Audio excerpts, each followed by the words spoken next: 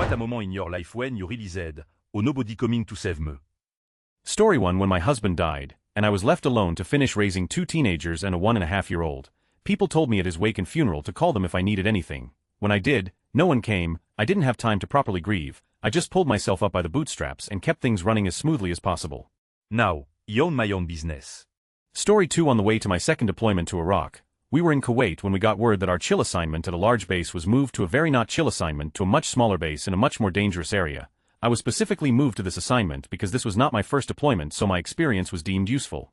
Despite that fact, I was still very young and still very much felt overwhelmed. As soon as I had a chance, I called my dad to tell him my FAPO mailing address was going to change and to tell him how scared I was. Before I could even get to the second part, he asked me why I sounded scared, and he sounded terrified on his end as he asked it.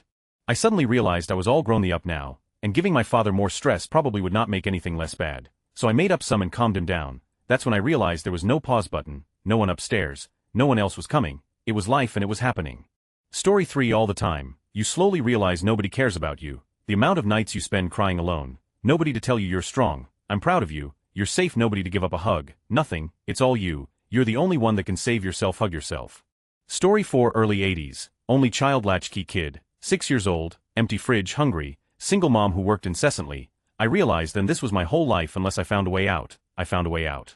Story 5. First night after my son was born. Wife still recovering. He wouldn't stop crying. Totally depending on us to keep him alive. It passed when I realized that every first-time parent ever has felt that way on some level. Story 6. Living within the silence of my home. After my ex-wife of 35 years moved out. That was February 22, 2022. We divorced a year later. It was a rough year alone for the first time. The kids are adults and have their own lives, no harm or foul there, but I had to swim deep into the isolation of the self, to understand a number of things about the why, and about the places where I would let my mind roam. I had to arrest this thinking and look for any and all silver linings and or small victories I could. Perspectives changed, as they always do with growth. Story 7. When I was 21, I was raped by a coworker. I told someone I thought I could trust the very next morning. He told me it was my fault and I needed to learn from the experience. I never told anyone else what happened to me until 4 years after. Story 8. It was just me and the bear in the dead of night. She made a chuffing noise and took a step forward. I roared out in what was definitely super manly tones and not at all a scream, and she turned and trotted the other way. Story 9. Went through a horrific breakup and relationship. People in my life were supportive, but after we broke up I saw a lot of support disappear or not be there in the way I expected. In a much better place with amazing people, but it taught me that really you have to show up for yourself at the end of the day. Story 10. Right about the time I turned 18, my parents announced they were getting divorced. I ended up joining the Navy because the economy was so bad at the time, and I couldn't get a job. If I ever needed to go back to my parents, I would have to be couch surfing. At one point, I bought an old van so I would always have a place to sleep. Story 11. Mid-COVID, single, no socializing for a couple of years. Went into psychosis and asked my family for help. No one came, multiple times. No one came. No one should rely on anyone ever, including family. Story 12. At 6 or 7, when my at the time undiagnosed autism had made me a social pariah and target for bullies. And no one from parents to teachers to peers thought that was worth stepping in over. I've carried that lesson with me for decades. Be self-sufficient, because no one will help you. Story 13. I started my law enforcement career at a small sheriff's department. Didn't have any backup. We watch TV shows where SWAT teams come in and there's all these crazy resources available. I learned really quickly that nobody was coming to help me. If it was 300 in the morning and a guy was beating his wife, when I showed up to the call, it was just me and him. If we started fighting, nobody was coming to help me. The crazy part was, this made me an absolute beast at dealing with people. For a long time in my career, I did not fear any human on this earth. I would stand toe-to-toe with the biggest dude and not even worry about it. This is obviously not the best mentality to have because there's some people out there that are very dangerous, but I was put in that situation so many times in my career that I just lost my ability to fear most people. This also gave me the ability to learn how to talk to people really well because there's some people I came across, and although I wasn't necessarily scared of them, I knew that it was going to be bad if we started fighting. I learned how to talk myself out of a lot of confrontation. Late one night, I got a call about a guy that was drunk in a parking lot sitting in his vehicle. When I showed up, it was just me and him. He knew I didn't have any backup and nobody else was coming. I told him to get out of his vehicle, that he was going to jail. He was very aggressive. When he got out of his vehicle he wanted to fight. I knew backup wasn't coming. As soon as he tried to get physical, I grabbed a hold of him and slammed him against his vehicle and told him it was just me and him out here. He could either do what I said or it was going to be a very bad night for him. So there you go. Being the person that had to respond to people needing help is what made me realize that there wasn't much help available at all. If you live in a small city where you don't have a whole lot of police officers, always advocate for them to get the best training and equipment they can have. The Navy SEALs are not coming to save you. If you only have 2 officers on duty, that's what you're going to get in the event of an emergency. Every city has that fat cop that probably can't chase down a donut on a string. A lot of people make fun of him, but that should be a very real concern. That's who's responding to you in the event of an emergency. Story 14. Getting my beat by my dad, multiple times, when I was in single digits. Still have a scar 50 years later. 50 years later, single and financially secure. Why, now I can say foo to anybody, nor do I need anything from anyone. Story 15. I rolled my car in a remote part of Australia's outback in the absolute height of summer. I rolled the car 4 or 5 times. It took a day and a few hours to dig my way out of the car. My dog was ejected during the roll and disappeared. My satellite phone and radio were broken during the crash, and most of my water and supplies were lost. It was 2 days before a mining vehicle passed and helped save me. Story 16. Now, I need to finish a PhD, but I'm totally exhausted and nobody is coming to help me. I need to push myself without thinking about it. I am really anxious about it. Story 17. When my husband died suddenly, I needed help. I asked for help but nobody did. Family, friends, they all just left. But it was the moment the doorbell rang and I opened the door to the mail carrier holding a package with a black sticker that said human cremains, my husband, that it hit me hard I was alone. I sat in the living room holding that box on my lap for hours, just staring. Then I got up and carried on because we had a daughter who needed me. Story 18. When my ex was choking me against a wall demanding I admit I cheated on him, I never did. He was mentally unstable and trying to justify the cheating he was doing. I had to acquiesce and say that I had. Then he demanded details and I had to make up a story, so I made one up that fit his most often voiced suspicions. Once he was satisfied, he s.a.d. me and held my infidelity over my head to make himself feel good about himself. I finally escaped him, but I still think about that moment sometimes.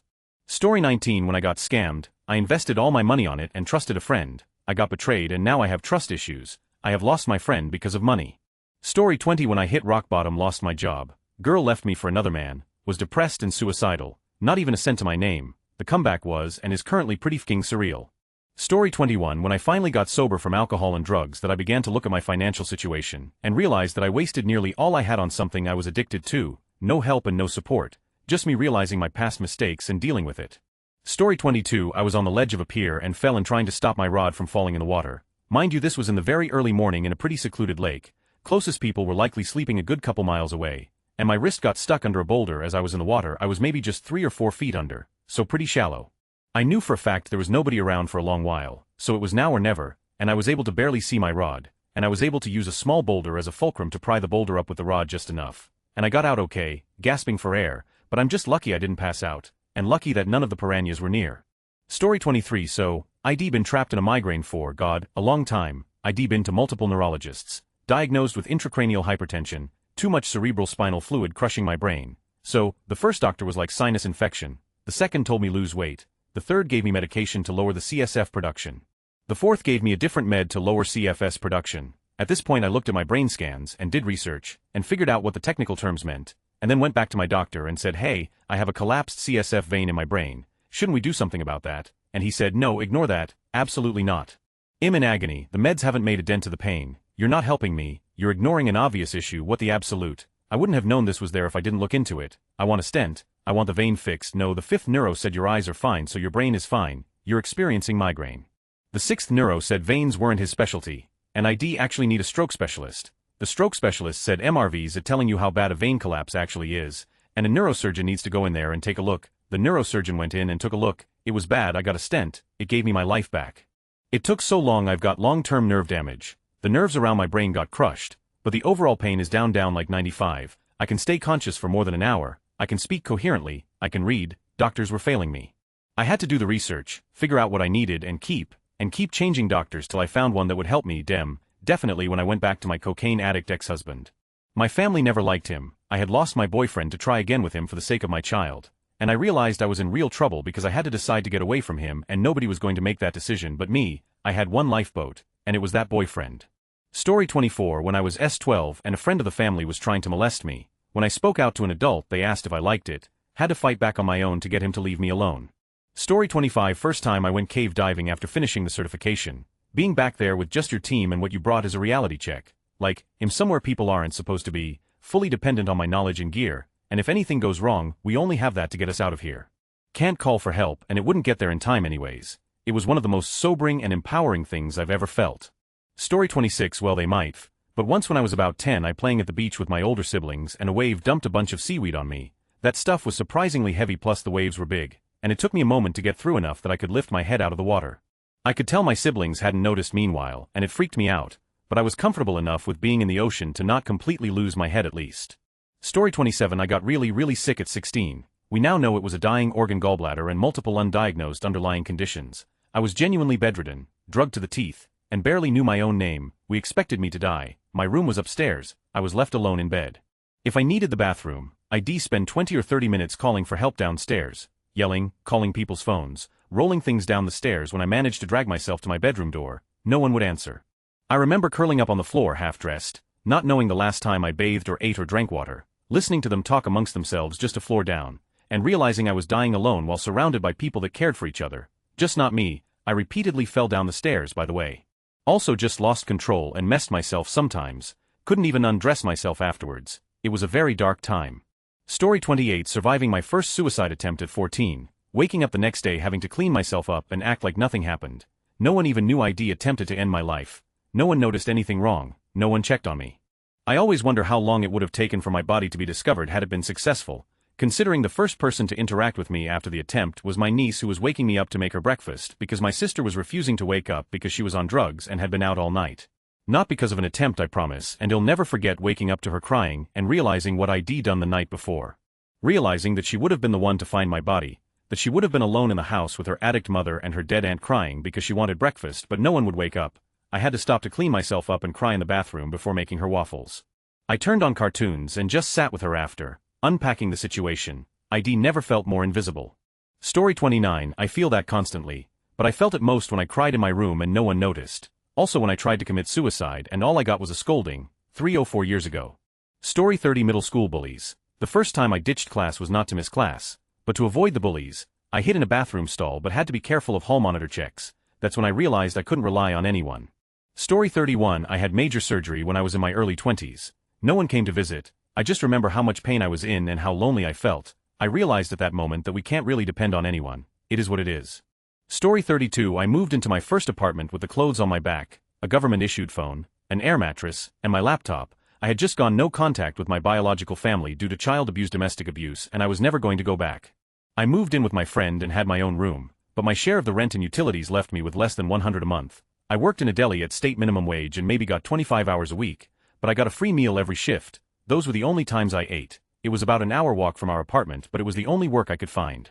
I washed my clothes in the bathtub. Sometimes I couldn't always afford the laundromat. Sometimes I didn't have enough money to get batteries for the air mattress pump, so I'd sleep on a deflated mattress on the floor with a beat-up pillow and old blanket. I'd cry myself to sleep most times. It really was me against the world. If a friend hadn't cut me a deal with the spare room in their apartment, I really would have been on the streets or back with my biological family enduring that old life. I was free of the I grew up in, but I had to build a new life on my own from scratch. I always paid my debts, but it didn't leave me with anything to really work with.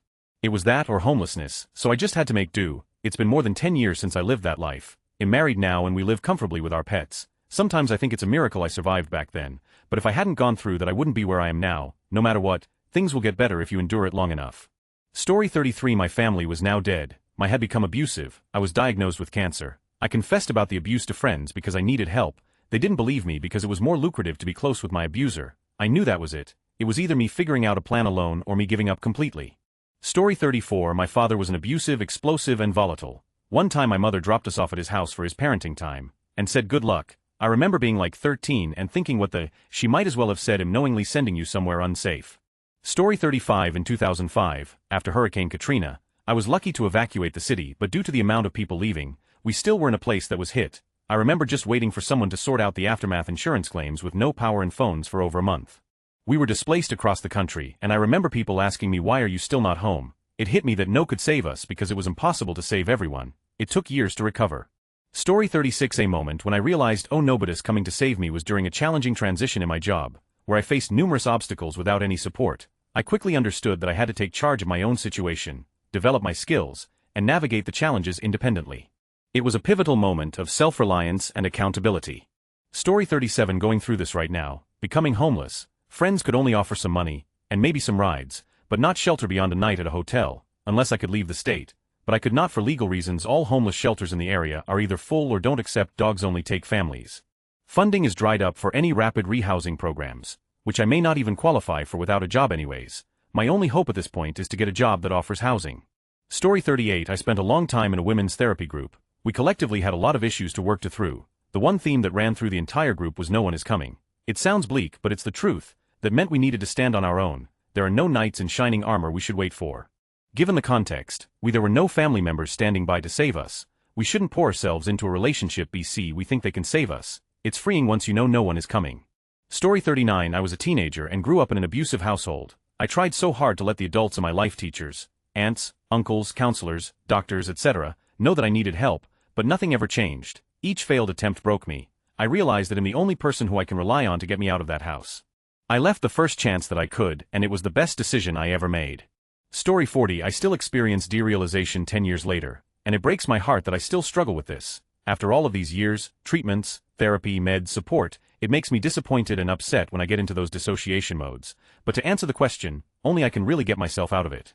Story 41. Had shitty parents growing up, so that moment happened to me a lot growing up. My extended family is equally as terrible and looked past the abuse. Now they wonder why I never talk to them now that I'm an adult. Story 42. I was 6 and had told my parents about being assaulted. Since my father was also told, rug sweeping wasn't an option, so my mother demanded the clothes I had on when it happened. She threw them out, didn't get me to a DR, somehow got it to where I wouldn't testify. He got off pretty easy, no jail time, no registry, since he was a minor. I was 10 before the assailant was out of my life. My punishment for telling on her favorite was forcing me to visit him weekly, and they didn't always keep close supervision. He couldn't do what he stated he wanted, but he still knew very well how to not leave bruises in high visibility areas. As far as I'm concerned, I'm an orphan. Story 43. Was on a little skiff off the Dalmatian coast in Croatia, and my wife and I were island hopping and swimming. We anchored, and when we decided it was time to go, the waves had picked up a bit, and the anchor was stuck. Couldn't get it undone from in the boat, and I was debating cutting the anchor off because no matter how I maneuvered I could not get the anchor unstuck. After a while of trying, I finally swam down and had to undo the anchor by hand tomorrow, get everything loose. It wasn't that dramatic in the end, but it took a decent amount of work and I was exhausted. Story 44. My entire childhood. Working hard on undoing that though, but this is precisely how I've explained it in therapy, knowing that nobody's coming to save me and therefore I can't rely on or become connected to anyone. Story 45. When I got seriously injured at my ex's house and he left me alone in the parking lot at the hospital because he was too worried about getting potentially blamed for the accident, I almost died. He didn't show back up until right before surgery, bringing a couple friends of his I wasn't even that close to for backup. Last thing I remember before surgery is him telling the other people he brought that he just happened to randomly get a call from my dad, so he lied to him saying I was fine like it was a normal day, then freaking out to his buddies about what he was going to tell my dad if I died. I thought I loved this guy, biggest betrayal of my life. Years later, I'm happier now and he's dead from kidney failure, so I guess karma is a. Story 46. I'm 38 and both my parents have died in the past year. It's an odd feeling not having that safety net. They weren't particularly wealthy or reliable people, but when they go you think, oh, it's just me here now. Story 47. This is sort of dark, but when I was 12 I had to perform CPR on my dad's dead body, because I was the only one who knew how, and my sister and mother were both shattering beside me, probably scarred me for life. But I sort of realized then that I had to be the one to save everyone else. There was no one now who was going to protect me. Story 48. After university, my degree wasn't getting me any jobs, running out of money and options. I took 2 dead-end jobs and worked from 800 am 9:30 p.m. almost every day for months. Took me a long time to save up for a shared apartment and started stabilizing things. It was a real kick in the. Story 49. When my chronic pain got worse and tore my life apart, that's when I realized that all of the cliché advice about finding your chosen family does not apply if you become permanently sick or disabled. People get really weird about illness, and there are some things that friends just can't help with. Once they realize you're not going to get better, you're really on your own. Story 50. TW mention of SA. The 2 times I was assaulted were both horrible, but the first time hit me the hardest. I was 15, and one of the worst parts was that I didn't know how to swim due to a separate trauma, not even related to this. I remember having to beg the man to take me back to the beach. It all happened in just a few minutes when my mum had left me under the care of her friend. That friend let me go off with a tour guide who said he'd show me the coral reefs out at sea.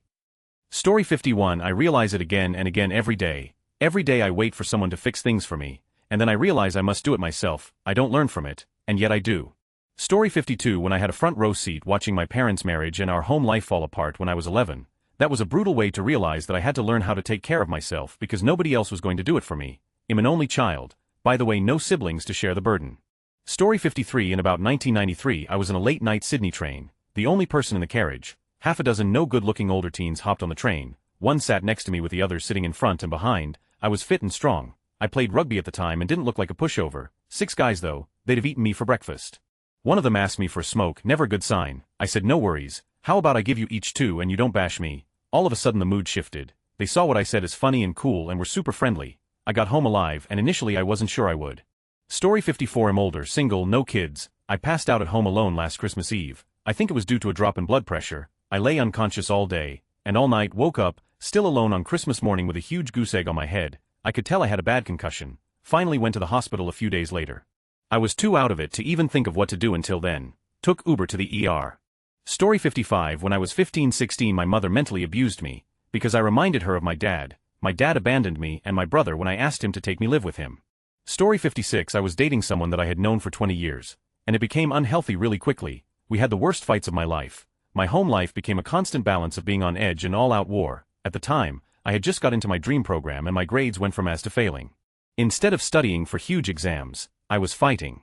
Somehow things got worse and it's like I was so numbed out I didn't even notice they stopped working. Blamed me for them not working, wouldn't pay any bills, they were constantly moving in and out so they also didn't pay rent most of the time, they wouldn't clean, they let their pets all over the house. Their pets ate all of my schoolwork shoes and I couldn't even replace them because I was a broke student shouldering an entire household. Everything was hitting the fan and my stress was insurmountable, but I thought I was in love and kept trying to make it work. Then they moved out for the last time and I realized I had 50 to my name. This was the brokest I'd ever been in my adult life. The utilities were going to be shut off. I couldn't afford groceries. My teenage son used his birthday money to buy us groceries as his gift for Mother's Day. When I asked my ex to help with any portion of the bills they had left on me, they said no and stopped responding, then sent me a TikTok hours later like nothing. Like they weren't ignoring my life on fire. They somehow still thought we should work out our relationship though. You have those moments in life where you realize you have to save yourself. I escaped that toxic cycle with that person right then and there. As painful as it was, that was the moment I realized this person was tearing down everything I built for myself and I could never expect the bare minimum from them. I took out a loan, I found my real support system again, I came back to life slowly. But that was my moment. Alone, broke, a little broken, anxious to the point of physically being sick, but I stopped waiting for anyone else to save me. Story 57. When I got thrown down a flight of stairs at an ex's place, I called the cops. Turns out one of the responding officers went to high school with my ex and his friends. I locked myself in his bedroom and refused to come out until they got a female officer on scene. No one was coming for me unless I made it happen and demanded what I needed. I was on my computer recording the threats being made and fully ready to throw it into a backpack and into a neighbor's yard if they tried to break down the door. Story 58. When I had the big sad because of some stupid rumor that was spread about me, I soon realized that I literally had no one to reach out to a shoulder to cry on. At least one person didn't even bother asking my side of my story. I was there for my so-called friends. Sucks no one defended my name. Story 59. My husband and I were always a tight team, easily functioned as team. He took care of me and I took care of him for almost 20 years. Last year, he was hurt in a way that ended up being incompatible with life. I realized my greatest show of love to him would be letting him go. I realized my children were about to lose their father, their mentor, their friend. I was about to lose my person. All of our lives were about to change irreparably and forever. I couldn't do anything about it, except to walk with as much grace as humanly possible. No one could make the decision to let him go except me. No one could show our children how to carry this grief, except me. No one would ever know how badly I didn't want to do it, except me, how I was willing to take care of him for the rest of my life. We had spent almost 20 years making every decision together. In the end, there was no one but me. Story 60. When my dad chose his wife over his kids. Then when my abusive ex wouldn't stop being a for 2 seconds and I realized I was alone in a foreign country and only one person was able to remove me from that situation. Story 61. I left my house at 17 to go to college because I already knew then that my family could not help me become the person I wanted to be. At 34, with therapy, I started to understand why. Story 62. I breathed in a chunk of fish in the park in central London once, stuck in the airway, wasn't that busy, and like many people apparently do when choking bizarrely, I actually ducked around a corner behind bushes specifically so people couldn't see me. I guess coughing isn't socially acceptable, and we're so conditioned to do it discreetly.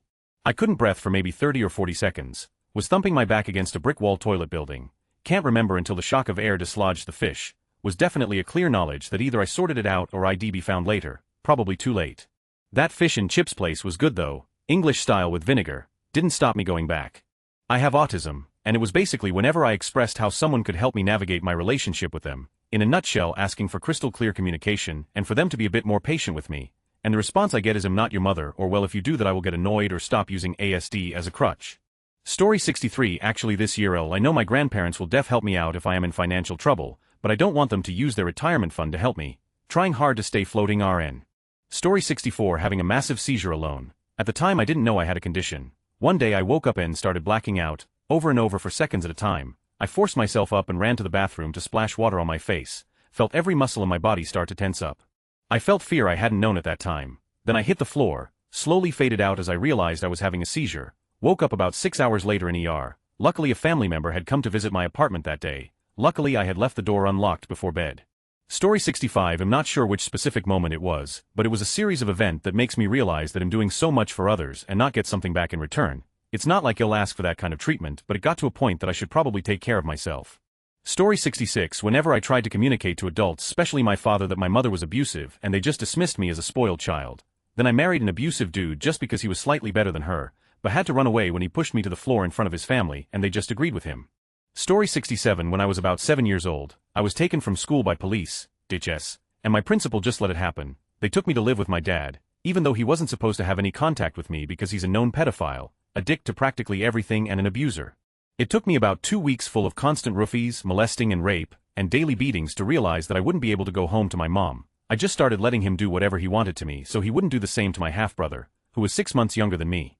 My mom would document everything whenever Des would let me visit my family once every couple weeks. I felt like it was a lost cause. It took my mom 3.5 months to get me out of the constant torture, and the cops and Des helped him move out so we couldn't press charges for everything he had done to me.